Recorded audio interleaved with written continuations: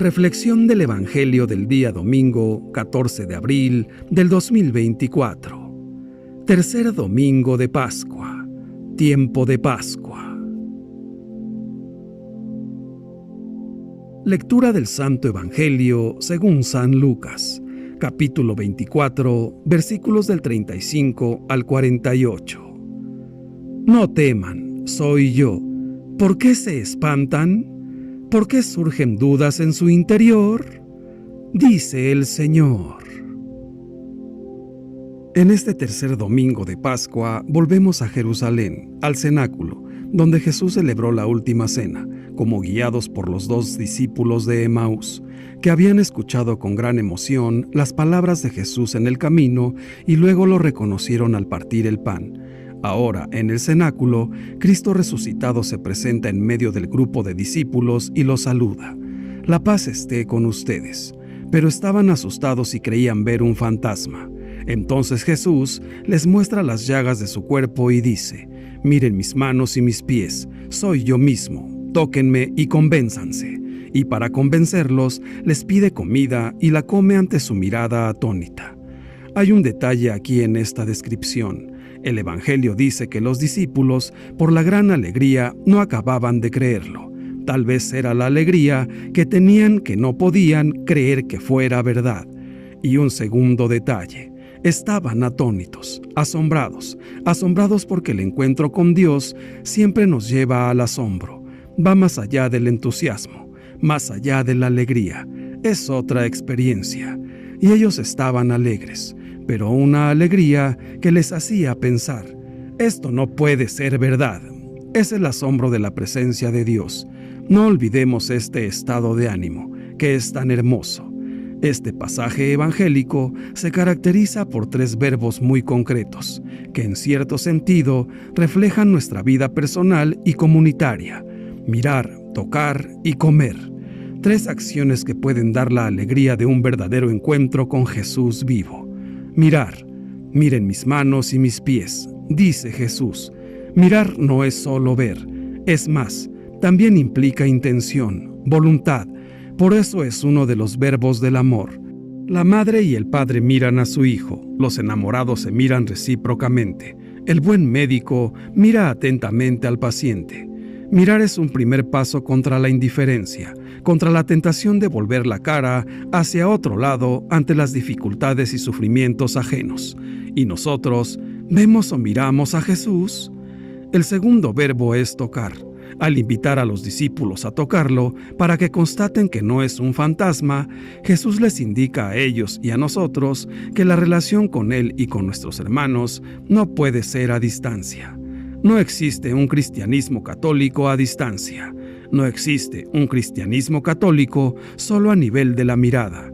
El amor pide mirar y también pide cercanía. Pide el contacto, compartir la vida. El buen samaritano no solo miró al hombre que encontró medio muerto en el camino. Se detuvo, se inclinó, curó sus heridas, lo tocó, lo subió a su montura y lo llevó a la posada. Y lo mismo ocurre con Jesús. Amarlo significa entrar en una comunión de vida, una comunión con Él. Pasamos al tercer verbo, comer, que expresa bien nuestra humanidad en su indigencia más natural, es decir, la necesidad de nutrirnos para vivir. Pero comer, cuando lo hacemos juntos, en familia o como amigos, también se convierte en expresión de amor, expresión de comunión, de fiesta, de celebración. ¿Cuántas veces los evangelios nos muestran a Jesús conviviendo, incluso como resucitado, con sus discípulos, hasta el punto de que el banquete eucarístico se ha convertido en el signo emblemático de la comunidad cristiana católica? Comer juntos el cuerpo de Cristo, este es el centro de la vida cristiana católica. Este pasaje del Evangelio nos dice que Jesús no es un fantasma, sino una persona viva, que Jesús, cuando se acerca a nosotros, nos llena de alegría, hasta el punto de no creer, y nos deja asombrados, con ese asombro que solo da la presencia de Dios, porque Jesús es una persona viva. Ser cristianos católicos no es ante todo una doctrina o un ideal moral, es una relación viva con Él, con el Señor resucitado. Lo miramos, lo tocamos, nos alimentamos de Él. y, transformados por su amor, miramos, tocamos y nutrimos a los demás como hermanos y hermanas. En las lecturas bíblicas de hoy resuena 2 veces la palabra testigos. La primera, cuando Pedro, después de la curación del paralítico ante la puerta del templo de Jerusalén, exclama: «Han dado muerte al autor de la vida, pero Dios lo resucitó de entre los muertos y de ello nosotros somos testigos». La segunda, cuando Jesús resucitado, la tarde de Pascua, abre la mente de los discípulos al misterio de su muerte y resurrección y les dice: «Ustedes son testigos de esto». Los apóstoles, que vieron al Cristo resucitado, no podían callar su extraordinaria experiencia. Él se había mostrado a ellos para que la verdad de su resurrección llegara a todos mediante su testimonio. La Iglesia Católica, que somos nosotros, tenemos la tarea de prolongar en el tiempo esta misión. Todos nosotros estamos llamados a dar testimonio de que Jesús está vivo. Podemos preguntarnos, pero ¿quién es el testigo? El testigo es uno que ha visto, que recuerda y que cuenta. Ver, recordar y contar son los 3 verbos que describen la identidad y la misión de la Iglesia y del cristiano católico. El contenido de su testimonio no es una teoría, no es una ideología o un complejo sistema de preceptos y prohibiciones o un simple moralismo. Es un mensaje de salvación, es un acontecimiento concreto, es una persona, es Cristo resucitado, viviente y único Salvador de todos. Él puede ser testimoniado solo por quienes han tenido una experiencia personal de Él, en la oración, a través de un camino que tiene su fundamento en el bautismo, su alimento en la Eucaristía, su sello en la confirmación, su continua conversión en la penitencia. Gracias a este camino, siempre guiados por la palabra de Dios, podemos transformarnos en testigos de Jesús resucitado. Y nuestro testimonio será mucho más creíble cuando más demuestre un modo de vivir evangélico, gozoso, valiente, humilde, pacífico, misericordioso. En cambio, si nos dejamos llevar por las comodidades, las vanidades o el egoísmo, ¿cómo podremos comunicar a Jesús vivo? ¿Cómo podremos comunicar la potencia liberadora de Jesús vivo y su ternura infinita?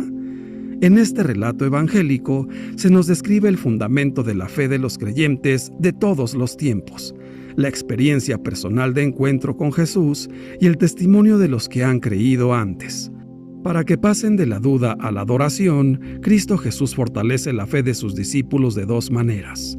La primera les muestra que Él no es un fantasma, sino que está lleno de vida, totalmente asumido en la vida divina. Es totalmente trascendente, pero absolutamente real. Por eso muestra sus santas llagas y come ante ellos, en su mesa. La segunda manera es el hecho de que les abre la inteligencia para que puedan comprender las Escrituras. Comprender que en Él se cumplen las Escrituras y que solo Él las puede interpretar de verdad. Después de esto los envía a predicar a todo el mundo la conversión y el perdón de los pecados y los transforma en sus testigos. La evangelización en el mundo está basada en el testimonio. Jesús les dice a los que lo vieron, a los que comieron con Él: ustedes son testigos de esto. Ciertamente nosotros no somos testigos oculares de la resurrección de Jesús. Nosotros aceptamos el testimonio de la Iglesia y de la Escritura, y creemos en estos fieles testigos. Sin embargo, Jesús se sigue presentando en nuestras asambleas litúrgicas, en nuestra misma oración personal, para asegurarnos de una manera misteriosa, por medio de la fe, que está vivo. Por ello, nosotros también estamos unidos a la obra de la evangelización. Nuestra evangelización será tan poderosa y convincente como nuestra experiencia de Jesús resucitado. Hemos vivido en estos últimos días una fuerte experiencia del amor de Dios al celebrar una vez más los misterios de la resurrección de Cristo. Si alguien nos preguntara sobre Jesús y nuestra relación con Él, ¿tendríamos una experiencia en nuestra propia vida que testificara nuestra fe en Jesús? La Pascua es esencialmente un tiempo maravilloso para tener un encuentro personal con Cristo, que sea capaz de cambiar nuestra vida y convertirnos en sus testigos. Hay muchas maneras de obstaculizar la verdadera fe. Está la actitud del fanático, que se agarra a un conjunto de creencias sin dejarse interrogar nunca por Dios y sin escuchar jamás a nadie que pueda cuestionar su posición. La suya es una fe cerrada, donde falta recibir y escuchar la palabra, y donde sobra arrogancia. Esta fe no libera de la rigidez mental ni ayuda a crecer, pues no se alimenta del verdadero Dios. Está también la posición del escéptico, que no busca ni se interroga, pues ya no espera nada de Dios, ni de la vida, ni de sí mismo. La suya es una fe triste y apagada. Falta en ella el dinamismo de la confianza. Nada merece la pena. Todo se reduce a seguir viviendo sin más. Está además la postura del indiferente, que ya no se interesa ni por el sentido de la vida, ni por el misterio de la muerte. Solo le interesa lo que puede proporcionarle seguridad, dinero o bienestar. Dios le dice cada vez menos y piensa en realidad, ¿para qué puede servir creer en Él? Está también el que se siente propietario de la fe, como si ésta consistiera en un capital recibido en el bautismo y que está ahí, no se sabe muy bien dónde, sin que uno tenga que preocuparse de más. Esta fe no es fuente de vida, sino herencia o costumbre recibida de otros. Uno podría desprenderse de ella sin echarla de menos. Está además la fe infantil de quienes no creen en Dios, sino en aquellos que hablan de Él. Nunca han tenido la experiencia de dialogar sinceramente con Dios, de buscar su rostro o de abandonarse a su misterio. Les basta con creer en la jerarquía o confiar en los que saben de esas cosas. Su fe no es experiencia personal, hablan de Dios de oídas. En todas estas actitudes falta lo más esencial de la fe cristiana, el encuentro personal con Cristo. La experiencia de caminar por la vida acompañados por alguien vivo con quien podemos contar y a quien nos podemos confiar. Solo Él nos puede hacer vivir, amar y esperar a pesar de nuestros errores, fracasos y pecados. Según el relato evangélico, los discípulos de Emaús contaban lo que les había acontecido en el camino. Caminaban tristes y desesperanzados, pero algo nuevo se despertó en ellos al encontrarse con un Cristo cercano y lleno de vida. La verdadera fe siempre nace del encuentro personal con Jesús como compañero de camino.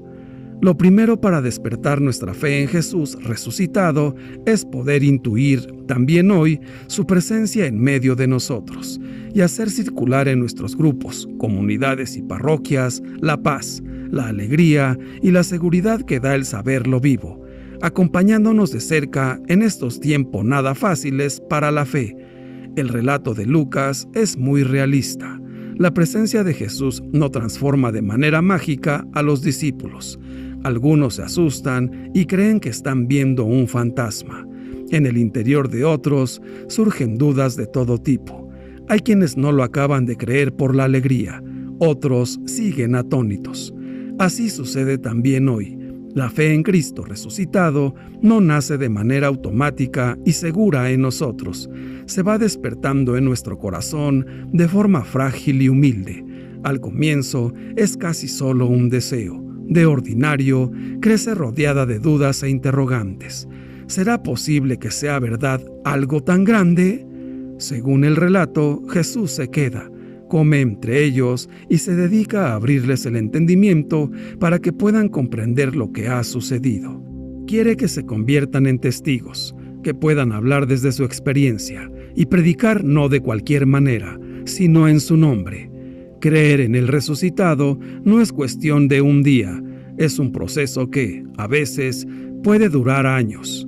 Lo importante es nuestra actitud interior, confiar siempre en Jesús, hacerle mucho más sitio en cada uno de nosotros y en nuestras comunidades cristianas católicas. En su sencillez, este evangelio vincula lo vivido a nivel personal y a nivel comunitario, lo experimentado personalmente, porque el resucitado hace arder el corazón del discípulo al sentirse en la presencia de Jesús y reconocerlo al partir el pan, convirtiéndolo así en su amigo personal. Y otra, lo experimentado colectivamente, porque el resucitado muestra al grupo su identidad por las marcas de la cruz y hace que comprendan el sentido que la palabra da a la vida y a la muerte, lanzándolos así a ser comunidad de testigos de la misericordia y del perdón. Así tenemos que la experiencia de Dios es a la vez experiencia personal de amistad con Jesús y experiencia grupal de testigos del perdón y del amor. Que este tiempo de resurrección nos ayude a sustentar nuestra fe en el encuentro personal con el crucificado resucitado, que nos lleva a encontrarnos con los demás, y en el encuentro comunitario con Dios, que nos conduce a ser testigos del perdón y comunicadores de vida. Solo podemos ser testigos y dar testimonio conociendo a Cristo, y, conociendo a Cristo, conociendo también a Dios. Es un proceso existencial, es un proceso de nuestra transformación por la presencia y la fuerza de Cristo en nuestras vidas. Padre nuestro, danos la gracia de vivir con mayor conciencia nuestros compromisos cristianos católicos, para que, obedeciendo tus mandatos, demos testimonio de ser verdaderos hijos tuyos. Señor Jesús, abre nuestro entendimiento. Conocemos y escuchamos tu palabra, pero queremos hacer la norma de nuestra vida para ser auténticos discípulos, ayudando y amando a nuestros hermanos. Gracias por darnos vida con tu vida. Todopoderosísimo Espíritu Santo, gracias por derramar tu luz sobre nosotros. Te pedimos humildemente que nos des una fe viva que nos lleve a valorar con profundidad tu amor y tu sabiduría. Santísima Virgen María, ayúdanos para que podamos convertirnos, con nuestros límites, pero con la gracia de la fe, en testigos del Señor resucitado, llevando a las personas que nos encontremos los dones pascuales de la alegría y de la paz. Dios te salve María. Gloria al Padre, y al Hijo, y al Espíritu Santo, por los siglos de los siglos. Amén. Que Dios nos bendiga a todos. Amén.